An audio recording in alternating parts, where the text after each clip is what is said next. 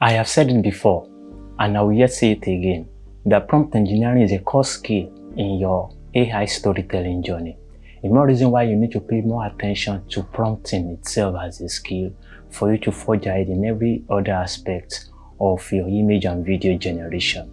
On the other hand, ChatGPT is an application powered by the LLM, the large language model developed by the OpenAI, and it is programmed to generate, to understand, and to predict human-like text. Now, these are the properties we are going to be leveraging on to optimize your prompt for any particular model that you are using to generate either your pictures or your videos.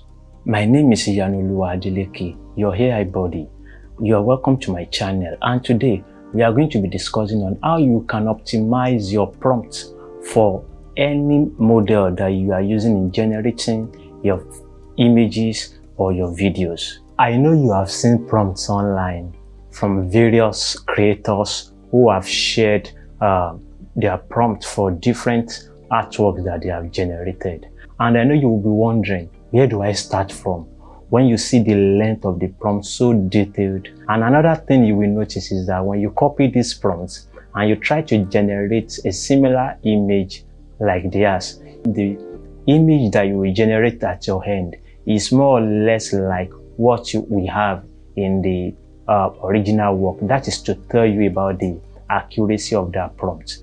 Now, to save you the stress of thinking and overthinking on where exactly you will start from, writing this long script for various projects that you have at hand, various scenes you have on your storyboard, you know, it is overwhelming, and that is what I'm here to save you from, to walk you through how to transform your short script that is well detailed and optimize it for your image model through these features that I just highlighted about ChatGPT. You would be wondering how I moved from this to this. I know I had at the time spoken about 6 prompt framework, and that you have mastered already.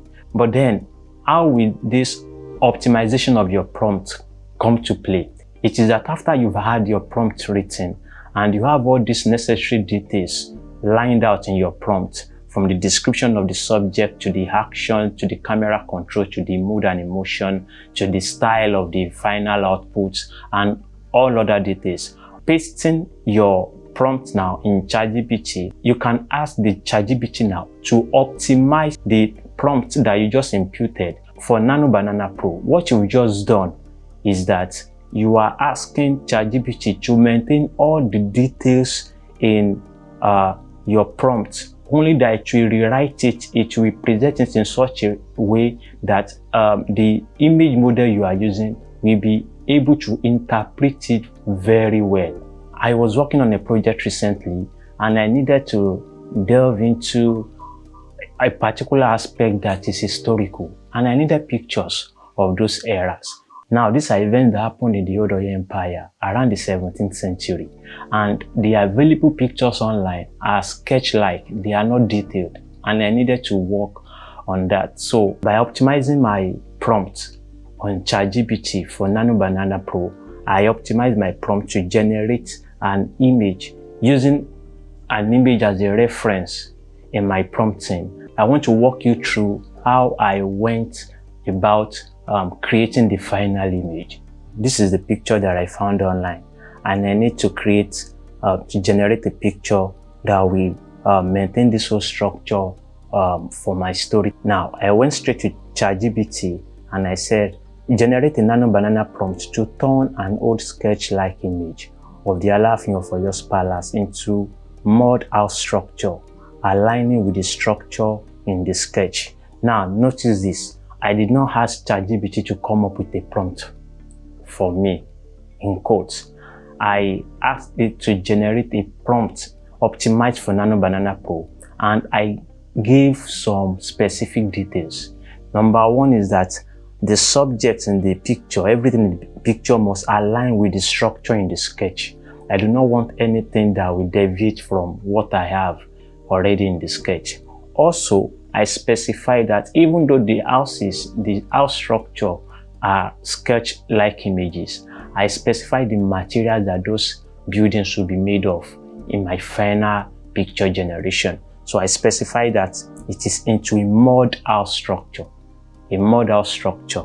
So now let's see what we have as a response from ChatGPT.